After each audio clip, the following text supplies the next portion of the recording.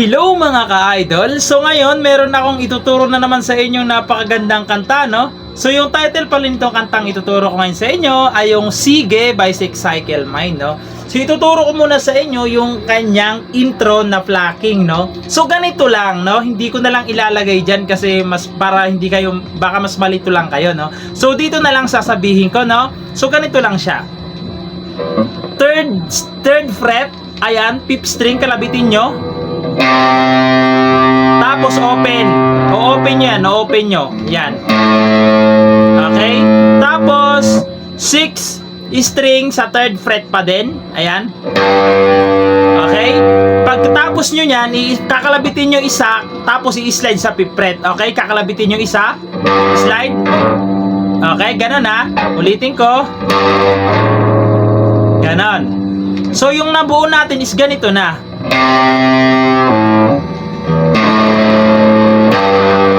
Okay? So ulitin ko. Then, open.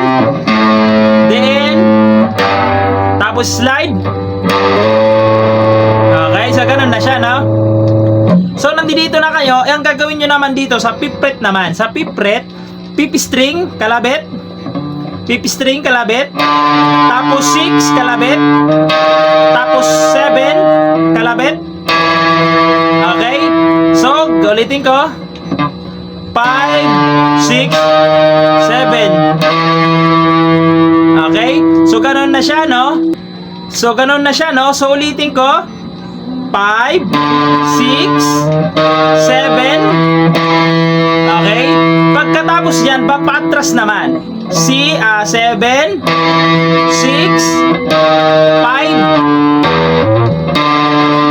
Tapos, pupunta kayo sa 3 na sa third string pa rin. Ito, 3. Sa third fret pa rin. Okay, sa third fret na siya. Ito, fifth string pa rin pala.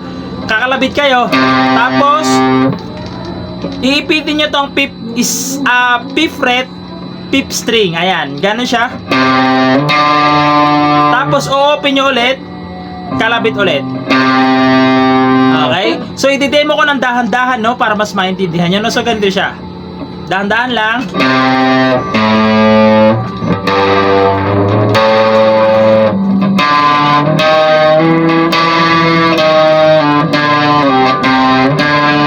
So, ganun siya, no? So, pag binilisan natin yan, mga ka-idol, so, pasensyahan dyan na naputol, no? So, ganito siya pag binilisan na, no? Pag medyo mabilis na siya, ganito na siya.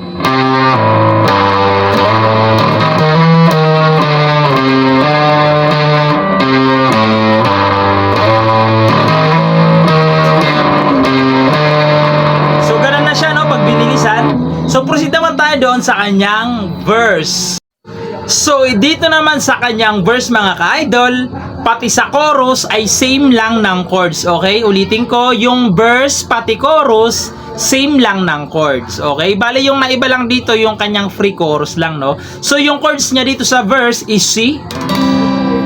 Yung C ito siya, first, second string, fourth string, tsaka fifth string. Ayan, C. Tapos, pupunta kayo ng G. Yung G ito siya, first string, second string, fourth string, tsaka sixth string. Fifth string to mga ka-idol pala, fifth, tsaka six. Ayan. G. Tapos, pupunta kayo ng A minor. Yung A minor, ito siya, second string, fourth string, tsaka third string. A minor, tapos pupunta kayo ng F. Okay?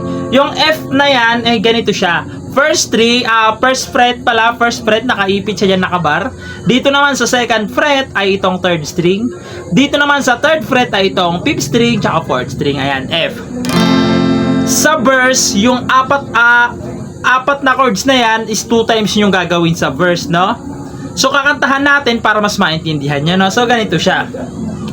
Sige, pagkasama ka naman, kitang-kita ko ang ating kasiyahan. Sige, isa pa. Sige, wag na nating pigilan at di magtatagal, tayo ay liligaya.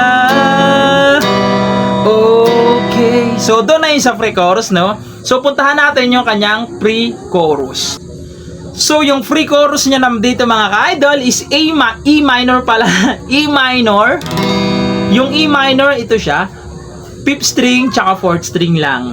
E minor. Sunod, A minor. Yung A minor, naturo ko na pala yan. Ayan, ulitin ko na lang. 2nd string, 4th, tsaka 3rd. Ayan, A minor. Yung dalawang chords na yan is gagawin nyo siya ng 3 times. Okay? 3 beses. Pag nagawa nyo ng 3 beses, pupunta kayo ng F, tapos G.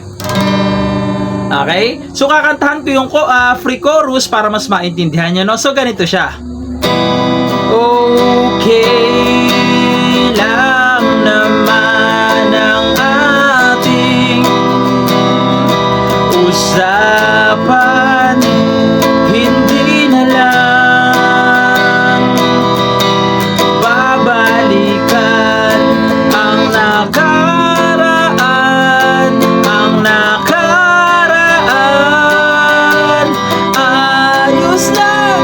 So, ito na yung sa chorus, no? So, yung chorus, tulad ng sinabi ko, same lang nung verse, no? So, hindi ko na i-demo, kakantahan na lang natin, no? Kasi same lang naman siya ng verse, nandiyan naman nakalagay, no?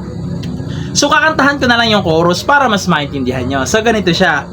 Ayos lang, basta't kasama, konting alak lang, kahit walang pulutan, ang minsa'y naaalala, di magtatagal, tayo ay liligaya. So, ganun lang siya, no? Sa chorus pala mga ka-idol is 3 times yung gagawin yung 4 na chords na yan, ha? 3 times, hindi ko na nakalimutan ko lang sabihin. So, ayun lang. Sana nagustuhan niyo yung video natin and bye-bye!